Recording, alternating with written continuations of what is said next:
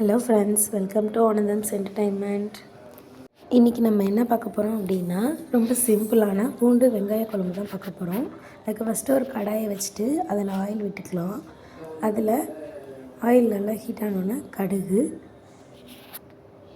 வெந்தயம், அப்புறம் ஜீரகம் இதை போட்டு நல்லா ஃப்ரை பண்ணிவிட்டு 2 வரமிளகாய் அதில் ஆட் பண்ணிக்கலாம். கூடவே ஒரு கொத்து கருவேப்பிலையும் ஆட் பண்ணி கொஞ்சம் நல்லா வதக்கிக்கலாம். ஸோ இது நல்லா வதங்கும் போது ஒரு 15லேருந்து 20 வெங்காயத்தை நம்ம அது கூட ஆட் பண்ணிக்குவோம்.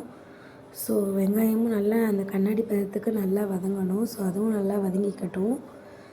அது நல்லா வதங்கினதுக்கப்புறம் நம்ம நல்லா ஒரு பூண்டுமே நல்லா ஒரு 2 கைப்பிடி அளவுக்கு பூண்டு நீங்கள் ரெடி பண்ணி வச்சுக்கோங்க.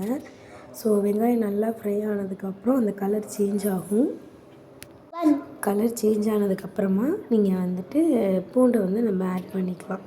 ஸோ ஒரு 2 கைப்பிடி அளவுக்கு பூண்டை ஆட் பண்ணிக்கோங்க. அதுவும் நல்லா வதங்கட்டும்.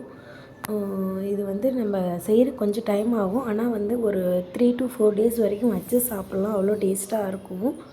இப்போது தேவையான அளவு உப்பு சேர்த்துக்கலாம். கூடவே குழம்பு மிளகாத்தூள், நம்ம நார்மலாக சாம்பாருக்கு போல குழம்பு தூளும் அந்த குழம்பு மிளகாத்தூள் தான் நான் வச்சுருக்கேன். அதை ஆட் பண்ணிக்கலாம்.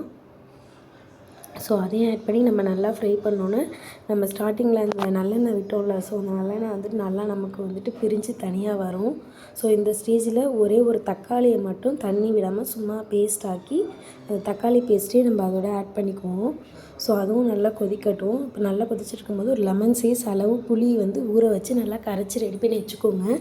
அதையும் இப்போ அதோட ஆட் பண்ணிடலாம். இப்போது இது எல்லாமே நல்லா கொதித்து நல்லா அந்த எண்ணெய் பிரிஞ்சு வரணும். ஸோ அதான் அதோட கன்சிஸ்டன்சி. நல்லா கொதிக்கணும். அது எவ்வளோக்கு எவ்வளோ கொதிக்குதோ அந்த அளவுக்கு அந்த எண்ணெய் தனியாக பிரிஞ்சு வரும். ஸோ அது வரைக்கும் ஒரு மூடி போட்டு மூடி வச்சுருவோம்.